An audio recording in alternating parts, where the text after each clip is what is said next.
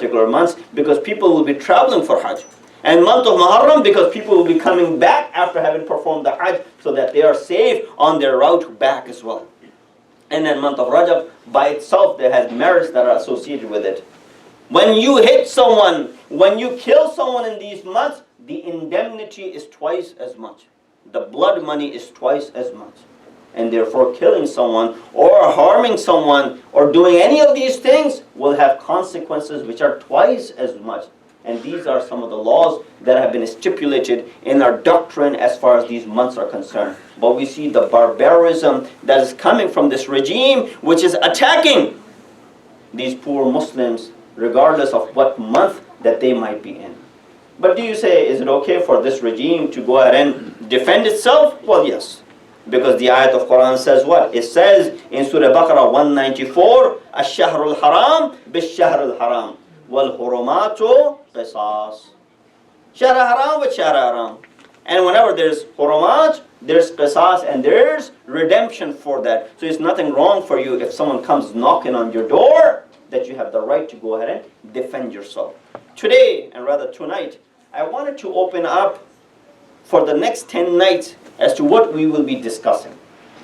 It was just the walking you into the subject that I required to go through this muqaddimah, this prelude. But inshallah from now on, we will be discussing under the verses of Surah Fajr in regards to this martyrdom of Imam Hussein alayhi salatu wasalam alongside with his companions. And not just looking at this martyrdom of Imam Hussein as we look at it every year, just to what happened, discussing, how it took place. Karbala is not so much in regards to how something happened in it. If I can just deliver this one message, I think I have done my duty as far as tonight is concerned. Don't look at Karbala from the aspect of how it happened. Look at Karbala also from the aspect of why it happened. When you're able to answer the why part of it, a lot of things will become black and white for you. There will not remain any gray area of doubt for you anywhere.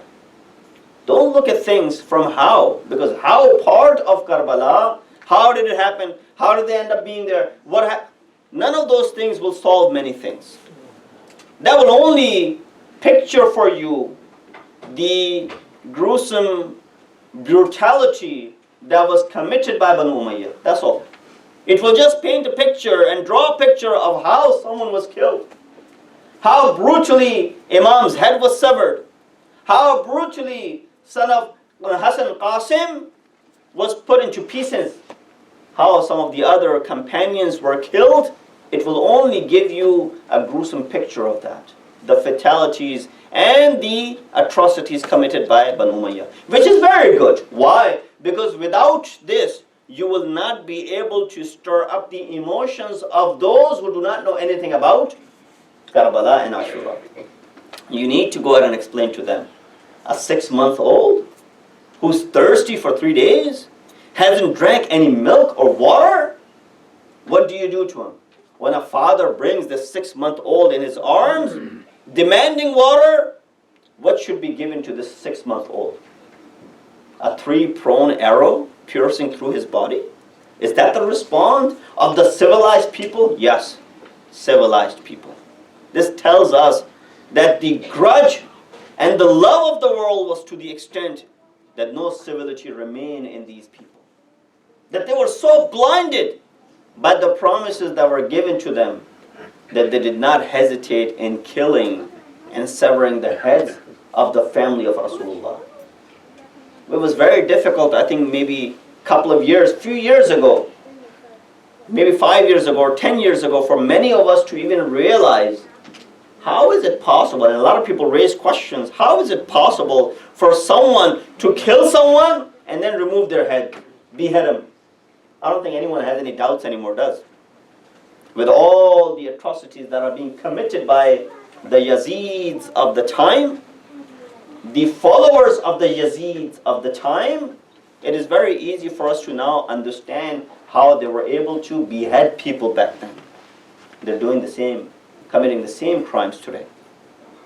So Look at Karbala from the perspective of why it happened. How part is important to explain to the newcomers, because they don't know what happened in Karbala. You and I have been hearing these things for many, many years. How this happened, how that happened, when this happened, when that happened, which is still good to remind ourselves. But focus more on the why part of it. Why some of these things happen. And when we're exploring the why part of Karbala, inshallah, in the series of majalis that we have for the next 9 or 10 nights, we will be covering up some of the lessons that we derive from the Karbala, from Ashura. Remember, this is an institution which teaches us many things. Let not this institution be empty. Do not go out of this institution empty-handed. Why do we do this dhikr? Why do we commemorate? Why do we remember? This is a question that I'm posing in front of you. Every single year, the children must be asking this question. Why do we do, those who've been attending these majalis for year in and year out? You and I, growing up, our parents forced us to go. Now it is, understood for us. There's no doubt. But the youngsters today, they would be asking this question. Why should I go? Why can I not stay home and play games? Why can I not stay home and watch, the games or the sports or whatever it is that I want to watch, or movies? I don't know if I mentioned it over here or not. A few years ago, a child came up to me during these ayyam, during these days. I was in Maryland, and he said to me, Maulana, why can't we play video games during the first 10 nights? A 10-year-old kid was asking this. Now, how do you explain this to a 10-year-old? I said, what did your father say? He said, because it's Muharram. Imam was killed. We cannot do anything happy and joyful and whatnot. That was the response that he got. Unfortunately, that response did not make him content. So he wanted to further research as to why. So he asked me, he said, Maulana, why can you explain this why part to a 10-year-old? I don't know what to say, but all of a sudden, this example came to my mind. I said, imagine. Now, you can't really go deep with this 10-year-old. I said, imagine. You've seen deaths. There's been deaths in your family. He said, yeah. Grandfather died a couple of years ago, so-and-so died. And imagine if your father died today. Would you sit down and play games? He said, no way. I said, would you sit down and watch TV the next day? It was very difficult for him to even comprehend losing a father. I said, if you were to lose your father, would you sit down and play games all day long, or the next day, or the day after? He said, no way. That would be the last thing on my mind. A 10-year-old is saying this. I said, now multiply that by infinity, and that's what the respect we have for Imam Hussein. Even though he died 1400 years ago, it's still to this day, whenever his shahada comes by, it is as if we have lost someone dear to us. Someone who's closer than even our own parents.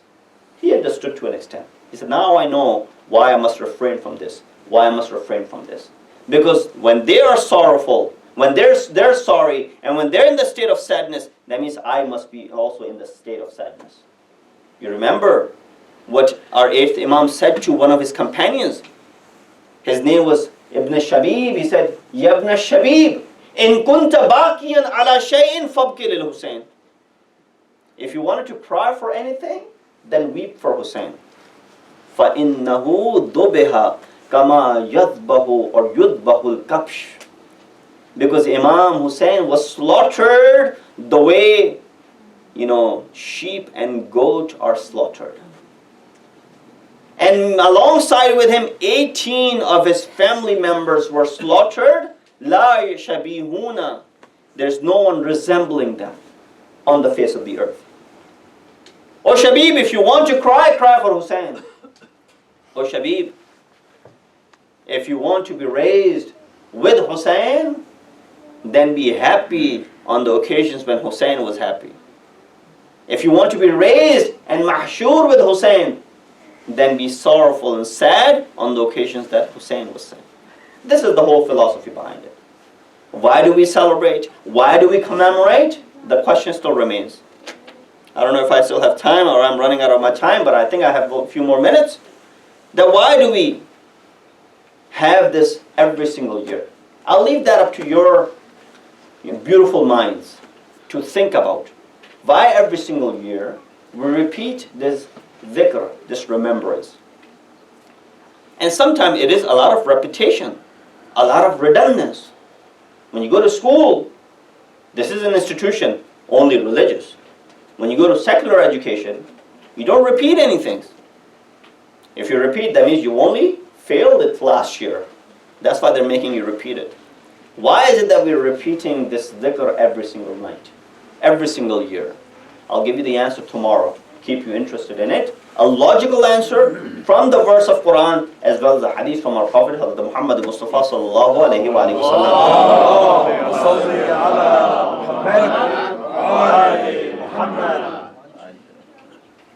Scientific things may only require you to learn it once and you move on. You don't need to learn something scientific over and over. You went through school education, you learned it once, you don't need to repeat that because now you're putting into practice.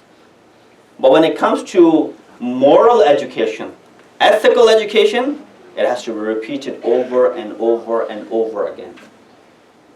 Something scientific, educational, you learn once, learn the laws of algebra or geometry or different formulas, you don't need to learn it again. You've learned it already. Now you put it into practice and that'll be it. But the moral sciences and the moral education, the ethical education must be repeated over and over. If I was to sit here every single day and repeat, looking at Muharram is haram, doing this is haram, doing that is haram, it will not be redundant, it will not be repetitive, it will not be extravagance. You know why? Because this is all moral and ethical. The reason we need to repeat moral and ethical things is because there's someone who's pulling us on the other side of morality every single day. He does not get tired. He does not get fed up. He keeps on trying. He keeps on trying. You know where he's sitting? Who am I referring to? Shaitan. You know where does Shaitan sit? On the doors of casinos? He sits outside the masjid. He doesn't need to go into the doors of casinos. The ones who are already in the casinos, he's already misled them. He does not need to mislead them further. But he needs to come over here so that he can mislead those who are coming to the door of Allah subhanahu wa ta'ala. To remove them from there. To take them far away from him. So he's sitting right outside. As soon as you walk out, forget about what this alim said. Forget about halal and haram. Forget about all those things. There's no such thing. That's what his job is. And he does not get tired, by the way. He does not get tired. He's so arrogant. Obviously he's not making any money out of it. He's so arrogant that even Prophet of Hazrat Isa tried to say to him, now look, I'll ask for your shafa'at from Allah subhanahu wa ta'ala. I'll intercede on your behalf. Come with me and I'll intercede. But you'll have to apologize to Allah subhanahu wa ta'ala. He said, Allah should apologize to me. These are the words of Shaitan, narrated by Hazrat Isa. He said, I don't need to apologize. God should apologize to me. Why? Because I have more followers, he does not. And the one who has more followers is more powerful. I have more followers in the world than God does. So I'm definitely doing what is right. I'm definitely more powerful than him. So I don't need to apologize. That's again arrogance upon arrogance. But we see that this Karbala, there are a lot of messages that are associated with it. From this we can draw the lessons of morality. From this we can draw the lessons of fiqh, our jurisprudence. From this we can draw the lessons of, history and the historical events that shaped up and the lessons of history. From this we can draw the mystical and philosophical lessons as well. These inshallah will be the definitely discussions that will be coming up in the days to come, leading up all the way to the day of Ashura. But tonight I wanted to very quickly go back and take you back into the history. When Imam ﷺ, we talked about last night, when he left Madinatul Munawwara, the state in which Imam had left, he took the advice of his brother Muhammad Hanafiya to go towards Makkah al-Mukarramah. Because Makkah is a place of security and immunity. Allah subhanahu wa ta'ala protects anyone who enters, because it's called haram of Allah subhanahu wa ta'ala. No bloodshed should be done in the haram of Allah subhanahu wa ta'ala. Forget about the bloodshed. No animal should be killed in the haram of Allah subhanahu wa ta'ala. You should not uproot any grass. You should not remove this. You should not do that. Cut down any trees. None of those things could be committed in that haram, let alone killing someone. So Imam enters Makkah al-Mukarramah. A lot of people say Imam did not know what he was doing, na'udhu billah, and he went towards Karbala. You know what? Imam did his homework. Before going and only relying on the 18,000 signatures that Imam had received from the Kufans, and we'll go into why Imam went to Kufa and not somewhere else. The reason that Imam did not rely on those 18,000 signatories, Imam made sure that he sent someone who was close to Imam to find out what was happening over there. Stay with me for a few minutes. We will recite the Masaib of Muslim.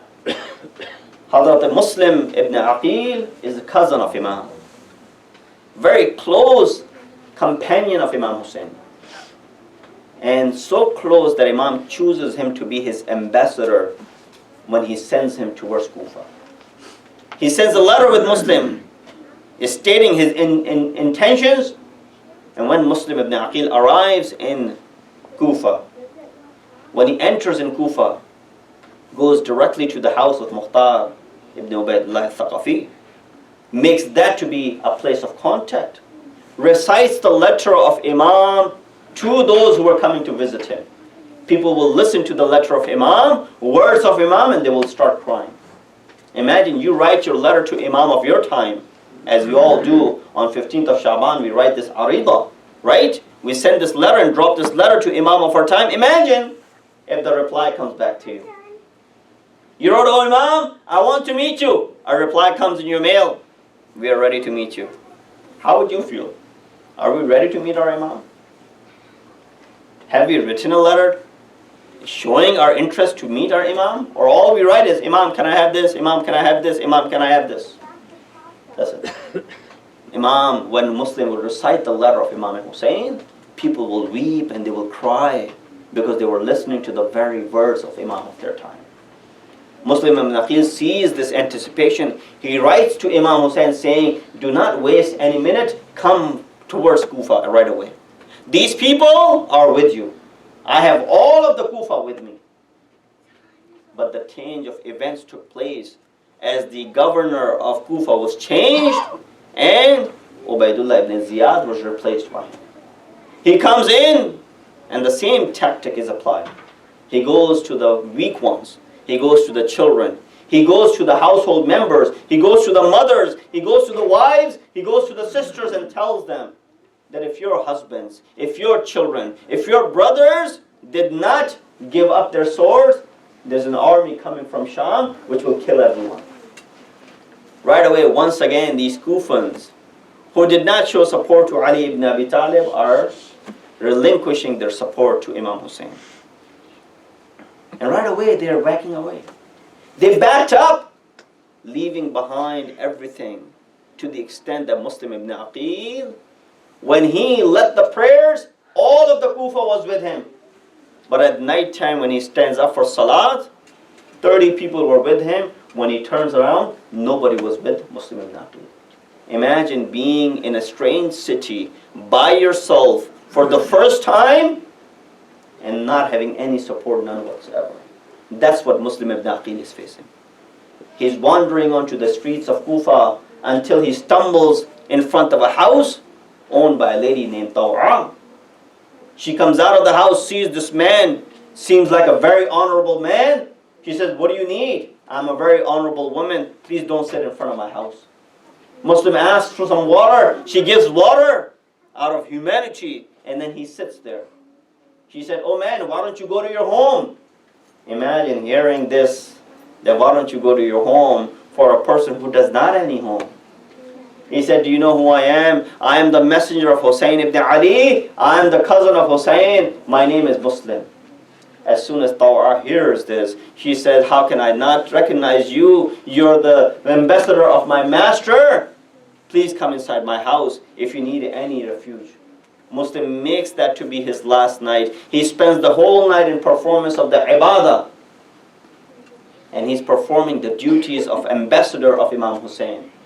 When your son or the relative of this lady Taw'a informs Ubaidullah ibn Ziyad that yes, Muslim is hiding in the house of Taw'a, they all jump towards that house. Muslim wants to keep the sanctity of the house intact. The lady who has provided for Muslim, he comes out of the house defending himself. He fights to the extent that the person, Muhammad ibn Ashas, who was sent to go ahead and capture Muslim, sends back to Ibn Ziyad saying, send more people. He said, I sent you to capture one person. How many more men do you need? He said, did you think that you were sending me to go ahead and capture a vendor? No, you have sent me to capture someone who is belonging to the household which holds the sword of the Haydar Karrar, who are the people who never retreat. He said, I need more artillery, I need more people. He sends more people. They give this aman to Muslim ibn Aqil and they capture him. You know what they do when they capture him? This is where the musibat of Muslim ibn Aqil comes into play. They bring Muslim ibn Aqil to the Badarul Amara and then say to Muslim, oh Muslim, what is the last thing that you want? Muslim says, if you could only convey my message to my Mawla, that oh Hussein, do not come towards Kufa. These people have turned their backs against you. Muslim ibn Aqil says, I owe this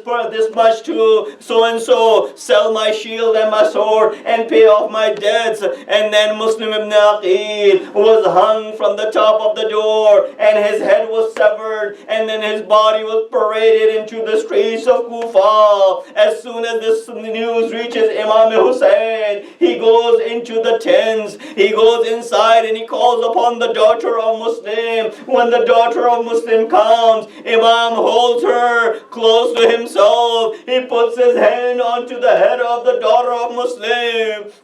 This daughter says, oh Mawla, you're treating me like the way orphans are treated. Imam said, oh yes, my daughter, you have become an orphan from now, but yet as long as I am around, you will not feel the pain of orphanage. I will say, oh Mawla, today you are guaranteeing the fatherhood to the daughter of Muslim, now so that she does not feel the orphanage. But what will happen when your own daughter, Faso Sakina, will be running around saying, Baba, Baba. Ala lanatullah al-qawm al-zalimin. Wa sayalamu alladhina zalamu ayya munqalibin yanqalibun. Oh Allah, please accept our ibadah tonight. Oh Allah, we have committed a lot of sins. Please forgive our sins. Oh Allah, give us the strength and the ability to be able to ponder onto the verses of Quran. Oh Allah, give us the strength and the ability to be able to follow the footsteps of Masumeen alayhim salatu wassalam. Oh Allah, hasten the zuhur of our weighted Imam. Make us among the helpers and the soldiers of Imam. Alhamdulillah Rabbil Alameen.